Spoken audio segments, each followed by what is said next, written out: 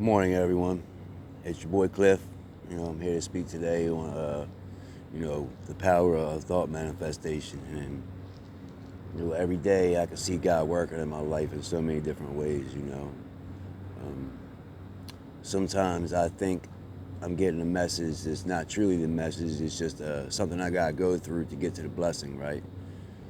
Most of the time it's some kind of struggle. And, when I make it out and make the right decisions in that struggle, the blessings come, right?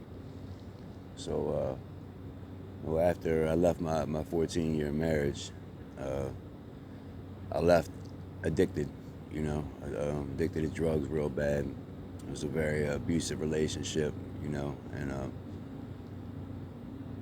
I had a hard time finding any good in that. It just seemed like it was such a bad thing. It lost me. I had to walk away from everything, the car, the kids, the place we lived, you know, a woman that I loved wholeheartedly, even though she, had her issues. We both had our issues. It's all good, man. I couldn't see the positive in it then, but, it took me 4 years to completely heal and to get my life back on a good direction. So these last 18 months has been powerful for me. It's been a hell of a recovery journey. I got myself clean. I did the work on myself because Lord knows I was not ready for no relationship. And I started listing goals in the order that I needed to reach them. And about a year ago, I began trying to date again. And it seems so hopeless, man. It's like everybody out here now is only worried about sex, and I need so much more than that. Sex without any kind of connection is just not for me.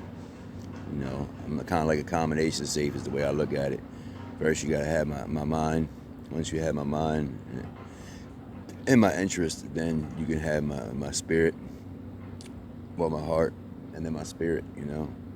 The spirit and then the heart. I'm sorry, mind, spirit, heart, and then if all that works out, then you can have the body. And if you start talking about the body too early, I was out. So I ended up talking to a lot of girls. Some of them only a day, some of them 2-3 days, some of them a month. I think the longest was like 2 months, if that. And the red flags, I promised myself that I would not ignore a red flag, no matter how slight. If it was a red flag, it was a red flag. And God showed me those red flags for a reason, to protect me. Because I wasn't ready to be heartbroken again. I'm still not ready. I don't think I'll ever be ready for that again. But, so after I started setting my goals and achieving my goals, once I got all the goals that I wanted, finding a relationship came up as a goal, and I prayed and I prayed. I said, God, I need a twin flame, I need somebody just like me, a mirror image of myself.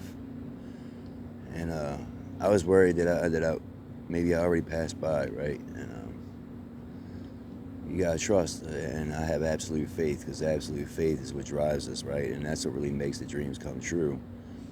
So I met this girl, and first, just scrolling through, she had got my interest a little bit, but I was already talking to somebody, so there was only so much that I was willing to go in depth with at that point in time.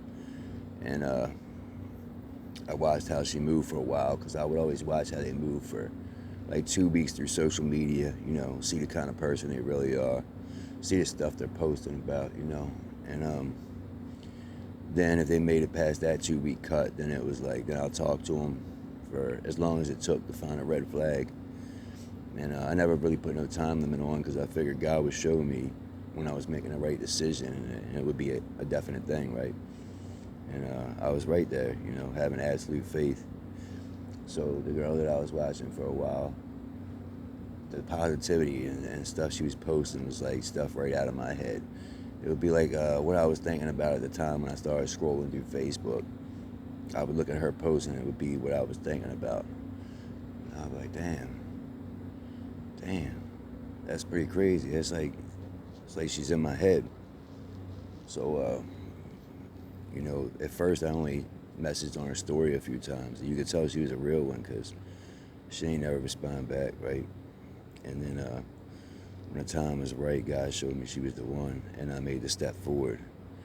And it was almost an instant connection. Almost instantly, I knew she was perfect in every way. And we hit it off, and the communication was just so deep. But I say all that to say, man, no matter what it is, you have to have absolute faith. If you start doubting it and start thinking that it's not going to happen for you, and start doubting God's power and capabilities, it's probably not going to happen for you. Absolute faith. Put it in God's hands and leave it alone. And trust that He's going to make the right decision for you. Because if you leave it in our hands, we're going to fuck it up every time, right? Thank y'all for letting me share. I love you all. Have a great day.